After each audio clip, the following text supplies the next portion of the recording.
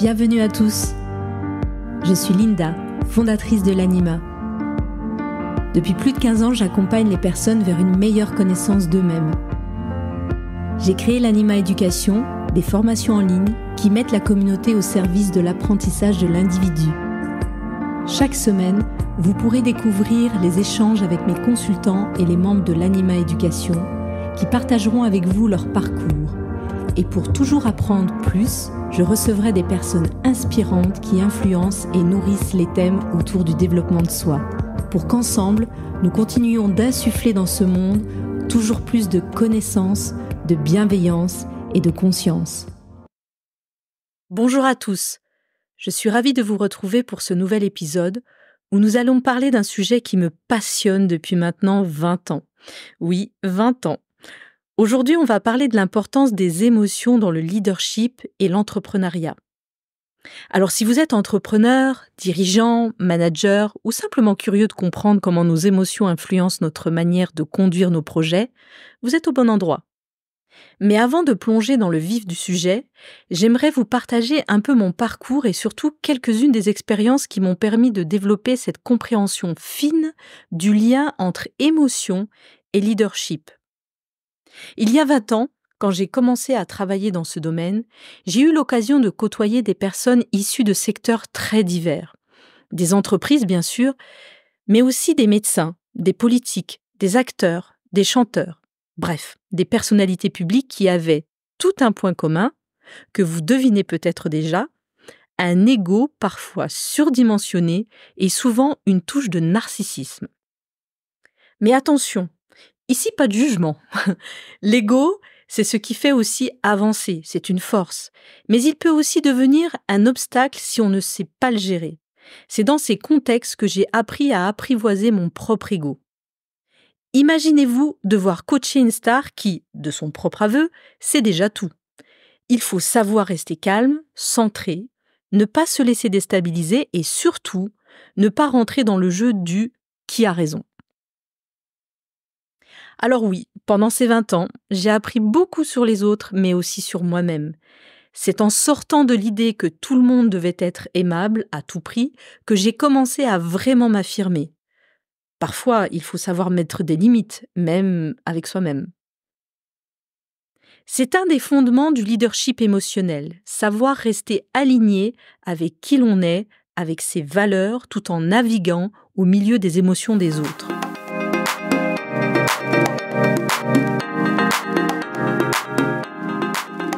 Alors entrons dans le cœur du sujet. Comment nos émotions influencent-elles notre manière de diriger et d'entreprendre?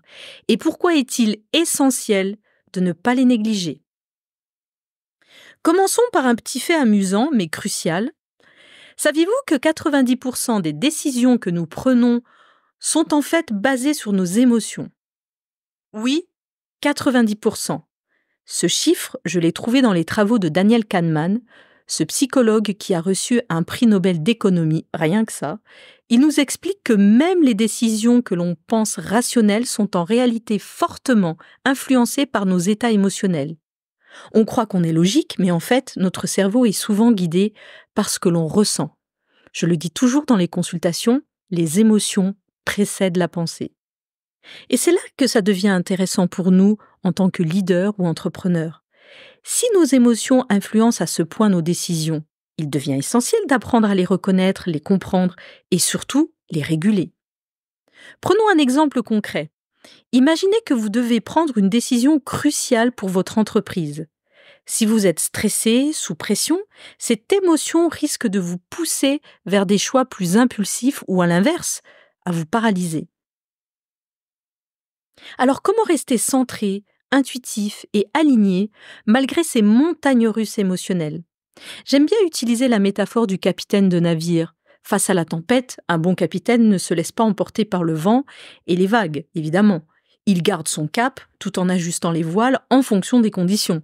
C'est exactement ce que nous devons faire en tant que leader, nous adapter. Parlons maintenant d'une autre composante essentielle du leadership émotionnel, l'intuition. On la sous-estime souvent, pourtant elle est cruciale. Vous savez, cette petite voix intérieure, cette sensation viscérale qui nous dit « ça, c'est la bonne décision ».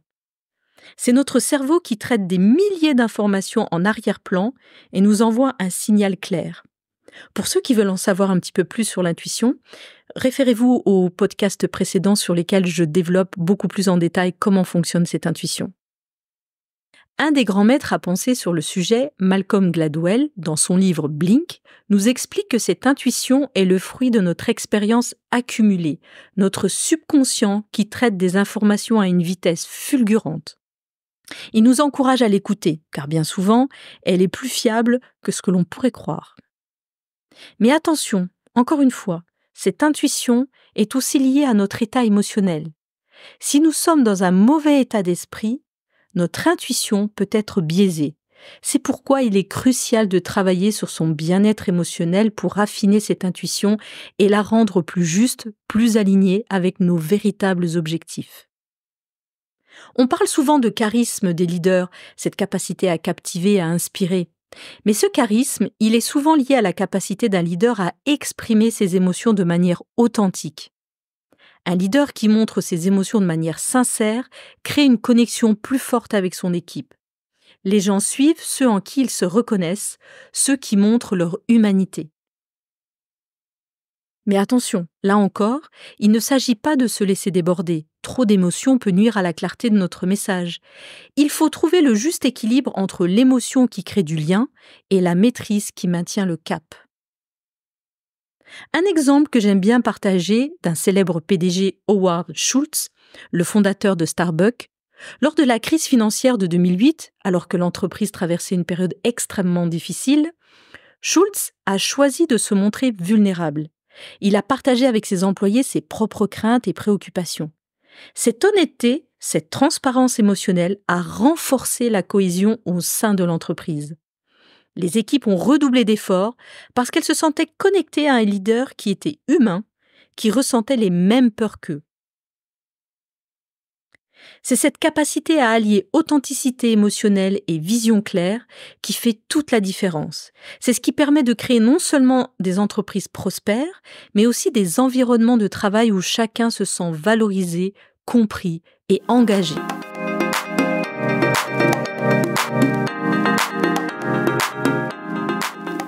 Pour terminer, je voudrais aborder un point qui me tient à cœur. Comment s'assurer que l'on reste aligné avec ses propres valeurs dans un environnement qui, parfois, ne les partage pas? C'est un défi auquel beaucoup d'entrepreneurs et de dirigeants sont confrontés, moi y compris. Imaginez, vous avez de fortes valeurs, comme l'honnêteté, la transparence ou encore le respect de l'environnement, mais vous évoluez dans un secteur où ces valeurs ne sont pas toujours prioritaires.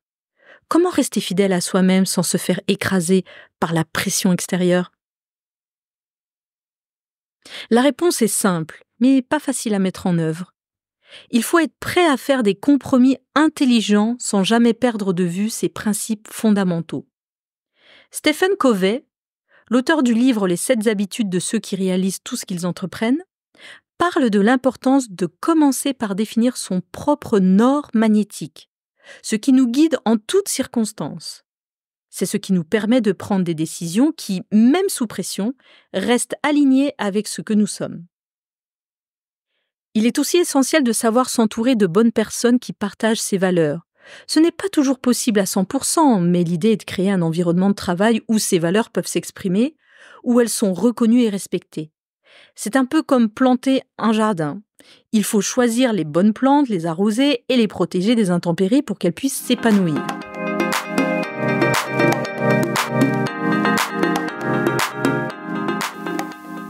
Alors pour conclure cet épisode, si je devais résumer en quelques mots ce que je veux que vous reteniez, c'est ceci.